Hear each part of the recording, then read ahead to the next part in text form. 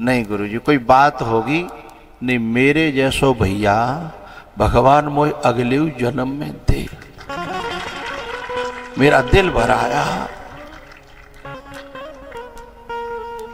मेरे जैसो भैया भगवान मोय अगले जन्म में दे। ये बहुत बड़ी बात है, आज के कलयुग में संभव नहीं है। बोले हम 4 हैं, हमें कभी पता नहीं लगा कि हम कैसे पल गए, कैसे बड़े हो गए। और हमें क्षमा करना, हम उनके सामने बोलते नहीं। वो चाहे नाराज हों, चाहे बिगाड़े, चाहे कछु करें। इस युग में ऐसे भाइयों का मिलना, ये सब के सब अभी एक रहते हैं, साझे रहते हैं, एक ही जगह रहते हैं। और शायद जिनके बालक काफी बड़े बड़े है गए, काफी बड़े बड़े। ये शब्द बहुत बड़ा है कि भगवान जब भैया दे तो अगले जन्म में वो ऐसो ही दे। और मैं तो इनको तो इनके प्रेम को तो सचमुच में मैं दिल से, लेकिन इनकी घरवालियों को, और क्योंकि यदि भाइयों में बनी हुई है तो घरवालियों का बड़ा सहयोग मानना पड़ेगा। नहीं वो चाहें तो 1 मिनट में सब मानना पड़ेगा। जो इनकी जो चारों बहुएं हैं, आज हम कथा के बाद रुकेंगे, मिलेंगे सबसे, है ना। और ऐसे सब बहुएं हो जाएं तो भारत देश जो है सुख और शांति से भर जाए। और भगवान करे ये प्रेम बन्यो रहे, काऊ की नजर न लगे। और मैं तो चाहता हूं हर घर में ऐसा हो जाए। और ऐसा तब होता है ना जब छोटी छोटी बातों को दिल में नहीं रखा जाता। बातें तो होंगी भाई, बातें महोदय है, मन है, घर गृहस्थी है, अच्छा जब औलाद एक रहती है, शांति से रहती है, प्यार से रहती है, तो माँ बाप का दिल भी भगवान से, भगवान का भजन करने में भी मन तब लगता है जब घर में सुकून होए, शांति होए, चैन होए। नहीं तो मन न कहाँ लगता है माँ बाप का। माँ खटपट रह रही है, माँ चबर चबर हो रही है। भाई भले ही घरवाए कहें कि मम्मी तो तू तो भजन करो करे, तुम भजन है रो है। घरवाए भले ही कहें पापा ते कि भजन करो करो, भजन है रो क्यों है।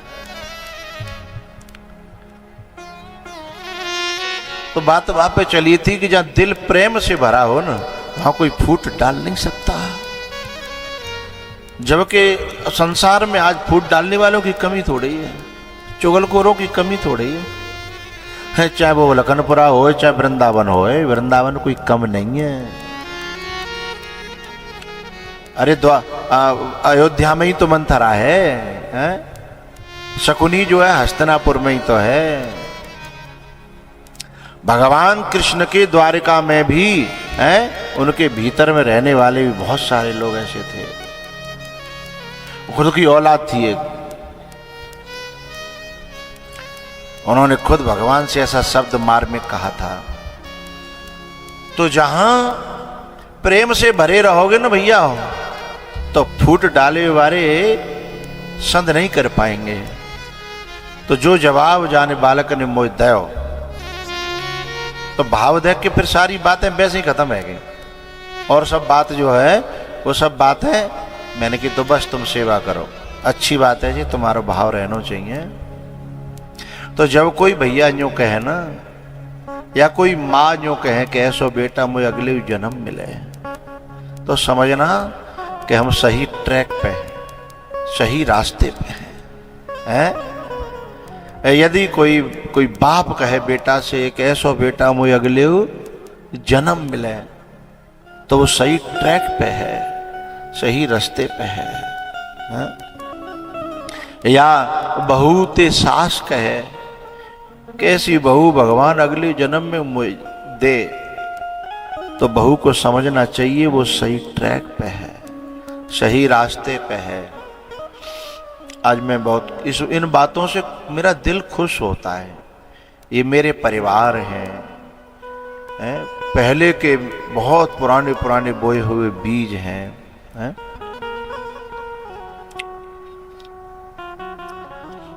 और ये बात मुझे और भी अच्छी लगी, तो हम सामने बोलते ही नहीं, हम ये भी नहीं देखते ये गलत है या सही है, हम बोलते नहीं, हम तो अलग चले जाते हैं। ये प्रेम जहाँ होता है ना, वहाँ आदर होता है, और जहाँ आदर होता है वे रिश्ते निभ जाते हैं, है ना। और जहाँ आपस में मोहब्बती शुरू है गई ना, आहा हा हा।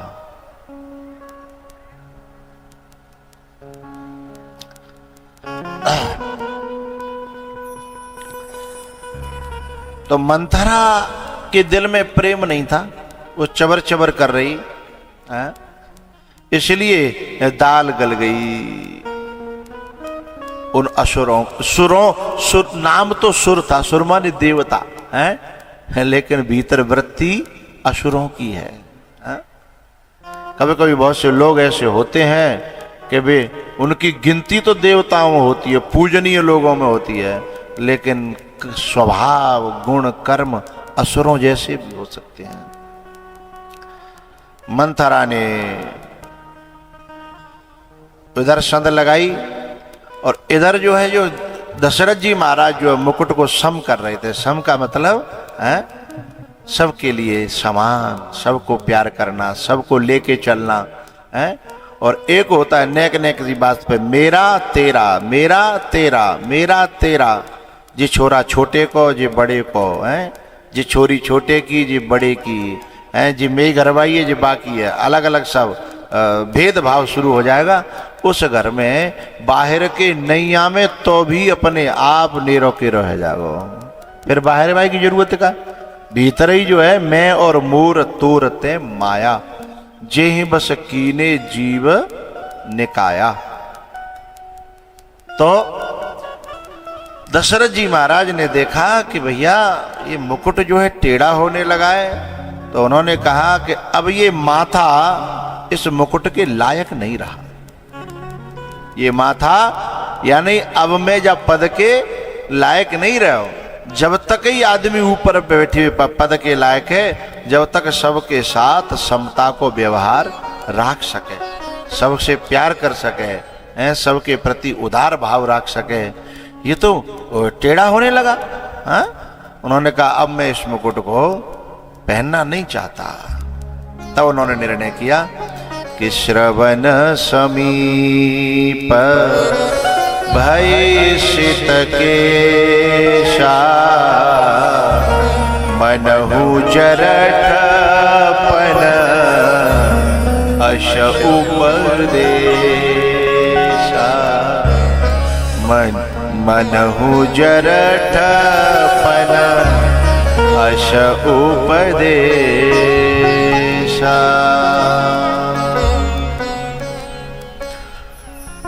दशरथ जी महाराज उसी समय गुरु जी के पास जाते हैं कि मैं अब राम को ये मुकुट देना चाहता हूँ, और तिथि और मुहूर्त और कुछ ऐसा बताओ। वो वशिष्ठ जी तो सब जानते थे हैं, तो उन्होंने कहा कि जल्दी जाओ और जितनी जल्दी है सके कट डालो, बिना बताए काऊ बताइयो मत, है ना। पर बिन पे झिली नहीं। किसी व्यक्ति के पेट में बात रुकती नहीं है। खुशी के मारे उन्होंने ढोल वालों से कह दिया कि बजाओ, और ढोल पिटने लगे। और वो तो दूसरे दिन होना था तिलक, तो पहले ही दिन ढोल पिटने लगे वही दिन। उधर जो है वशिष्ठ जी महाराज ने अपने सेवकों से पूछी जंगल में कि जी आवाज काय की आ रही है। वो अयोध्या में ढोल बज रहे हैं, कल राम जी का तिलक होगा। बोले तो है गो हैं, जब पहले ही ढोल पिट रहे हैं तो फिर बड़ा मुश्किल हो जाता है। यह काम जो है जोग जुगुते तप मंत्र प्रभाऊ, और फलें तवई जब करिय दुराऊ। है जो छुपा करके करेगा वो कर जाएगा, और जो गाएगा वो नहीं कर पाएगा। बोले अब बड़ा मुश्किल है, अब नहीं होगा।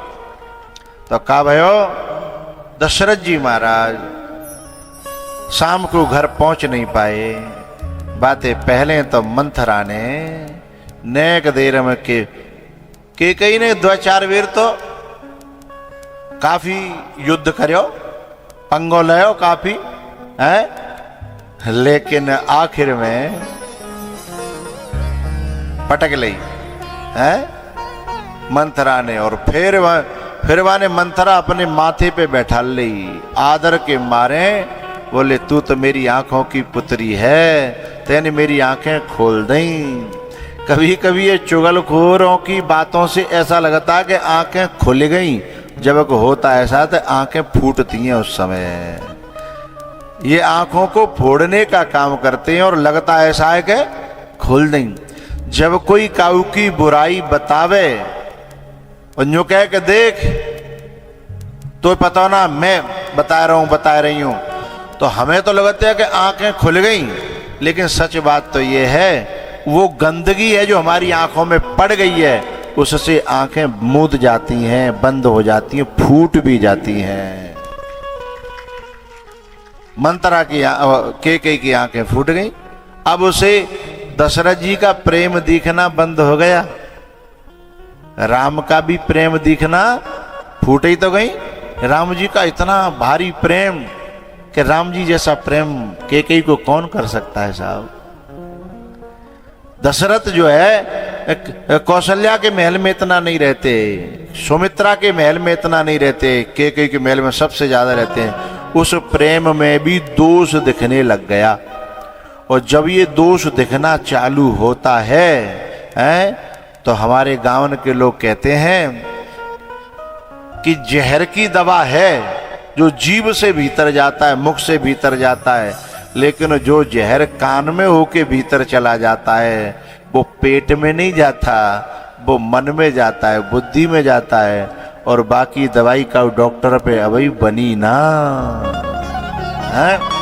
हाँ, उसकी दवाई कुछ बाहीगीरों पे होती है, कुछ ऐसा बहुत जिनके कोई जिन्हें बाहीगीर को मतलब बुद्ध पुरुष कहते हैं, संत कहते हैं, और वो हर जगह मिलते नहीं है। और वहां पहुंचावे के लिए पहुंचते पहुंचे तो समय रहते रहते पहुंचेगो तो बच जाओ है, और वहां पहुंच ही नहीं पाई तो फिर वो दुर्घटना हो जाएगी साहब। वहां पहुंचना बड़ा मुश्किल है, क्योंकि शैले शैले न माणिक्यम मौक्तिकम न गजे गजे, साधवो नहीं सर्वत्र चंदनम न वने वने। हर पहाड़ में मणि नहीं होती, माणिक नहीं होते, मोती नहीं होते, हीरा नहीं होते, हर एक पहाड़ में थोड़ी होते। शोधन करते करते जन कहाँ कोई पहाड़ मिलता है। हर जगह जो है ना ये तेल के कुआं नहीं मिलते है, तेल के कुआं कहीं कहीं किसी किसी देश में मिलते हैं, हर धरती में थोड़ी है। और जो जिन देशों में ये कुआं मिल जाते हैं वो बिना करे बैठे बैठे खाते हैं। तो हर जगह हर पहाड़ में हीरा मोती नहीं मिलते। मौक्तिकम न गजे गजे हैं, हर हाथी के माथे पर मौक्तिक नहीं होता। चंदन साधवो नहीं सर्वत्र, ऐसे ही हर जगह साधु नहीं मिलता। चंदनम न बने बने, चंदन हरे जंगल में नहीं मिलता। ये दुर्लभ है, कहने का मतलब ये दुर्लभ है, हैं? सिंगन के लहड़े नहीं, सिंगन के लहड़े नहीं, हंसन की पाती नहीं, हंसन की हाँ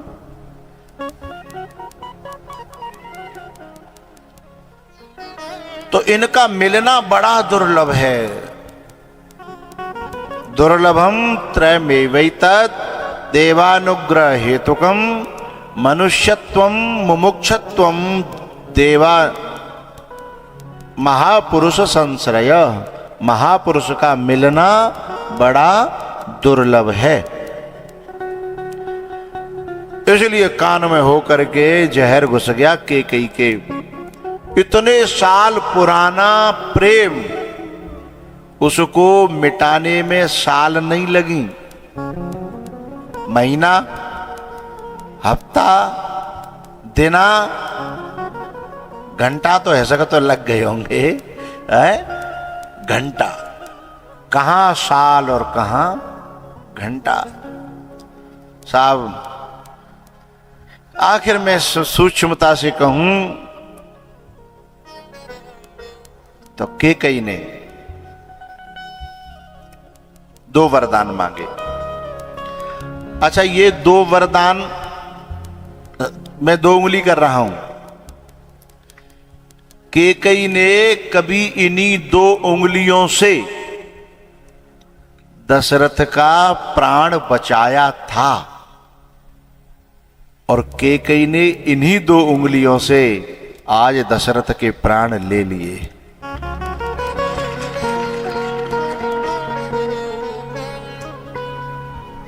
पहुंच गए होंगे आप सब लोग कथा में।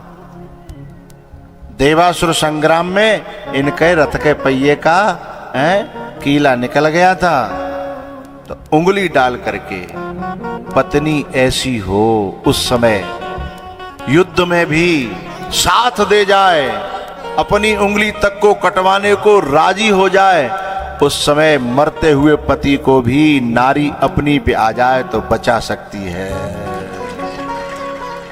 और यदि कऊ पराये के कहे में आ जाए और जिस उंगली से जान बचाई थी, फिर उन्हीं उंगलियों को जान लेने के लिए, यानी जिनसे बचा सकती थी उन्हीं से फिर मरवा भी सकती है। तो जो देवियां, जिन घरों में देवियां कैकेयी के पहले वाले रोल को निभाती हैं ना, वहां दशरथ जी महाराज जैसे धर्मात्मा सफल हो जाते हैं, उनकी जीवनी सफल हो जाती है। और जहां कई पराई आई में, पराई बातन में आके, और जहां मैं मेरी तू तेरी करी कि मेरो बेटा, और वो फलाने को, कौशल्या को है, और बोले मैं हूं और कौशल्या कौशल्या है। अब तक ये अलग अलग नहीं मानती थी अपने आप को। अब के कौशल्या, जब कौशल्या के पास में जब राम जी रात को कभी रोते थे ना, तो कैकेयी आधी रात पे उठ के चली जाती थी और जाकर के कहती थी, जी जी ये तुम्हारे पास चुप ना है रो तो लाभ मोह दे दो। और जैसे कैकेयी लेकर के आती थी, राम चुप हो जाते थे। इतना प्रेम था आपस में।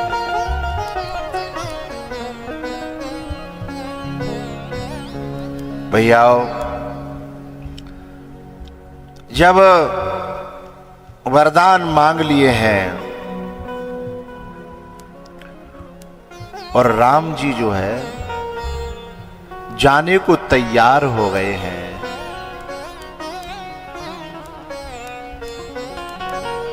और जो है गेरुआ वस्त्र धारण करके, जब सीता जी धारण करती हैं तो उन्हें पहनना नहीं आता है? हर एक तरह के वस्त्र हर व्यक्ति को पहनना थोड़ी ही आता है? जब राम जी का युद्ध पूरा हो गया, तब राम जी ते विभीषण ने कही कि महाराज, पत्रम पुष्पम फलम तोयम यो में भक्त्या प्रयक्षति, जे लंका आपकी दई भई है, जामते कछु ले जाओ, मुझे सुख मिलेगा। राम जी बोले अयोध्या में कोई कमी नहीं है, जो मेरो है वो मेरो है। तो बोले कछु मुझे आदेश करो। तो मंत्री ने पूछी, तो मंत्रीगण बोले विभीषण जी तुम्हारो मन हैरो होए तो अपने लंका में ते लाए के विमानम भल्लाओ। विमान आई गयो, बोले जो कुछ हीरा मोती जवाहरात ऊपर ते लुटाओ, चाहे अच्छे लगे, आभूषण लुटाओ, वस्त्र लुटाओ, चाहे अच्छे लगे ले जाएंगे। तो कछु तो कपड़ा ही बिना सिले भाई, और कछु रेडीमेड है। रेडीमेड अभी चलन लगे, ऐसी बात ना है। पहले ते हुए हैं? और पता है कछु कपड़ा तो ऐसे होता है जिनके सिलवैया ना मिलते ही हैं, उन्हें सिलवाने के लिए भी जन कहाँ कहाँ जाना पड़ता है? ना बताई ना, मैं तो वैसे ही कह रहा हूँ। कछु ऐसे कपड़ा होता है जिन्हें सिलवाने के लिए जिन्हें कहाँ कहाँ जाना पड़ता है, लेने के लिए भी जाना पड़ता है, सिलवाने के लिए भी जाना पड़ता है?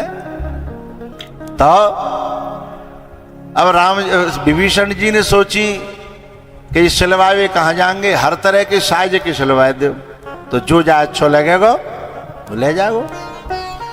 तो ऊपर से जब कपड़ा बरसे, अब बंदर का पैरवा जानते, अब भगवान देख रहे वहां लक्ष्मण जी हैं, जामवंती जी और हनुमान जी। जब भगवान ने इशारा करो कि जो जा चाहिए सो लूट लो, हैं? और जैसे ही बंदर लूट में पड़े, अब वो जो कपड़ा के हद का कपड़ा पहरे ऊपर ते डारे और निकल जाए मामे के। इसको देख करके भगवान इतने खुश भये। और जो हीरा मोती हते बेका जानते जो का मामलो का है, वो तो समझ देगा जो खावी को सामान हो तो कुतर कुतर के हैं।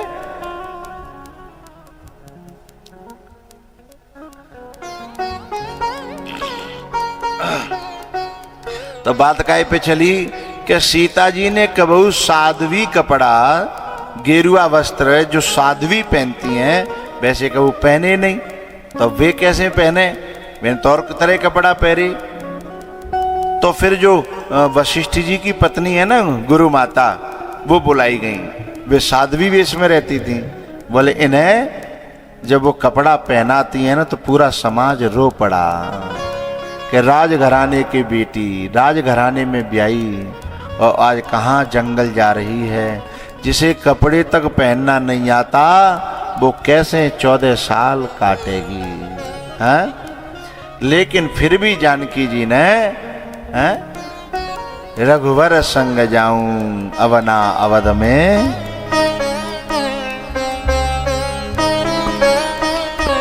रघुवर संग जाऊं अवना अवध में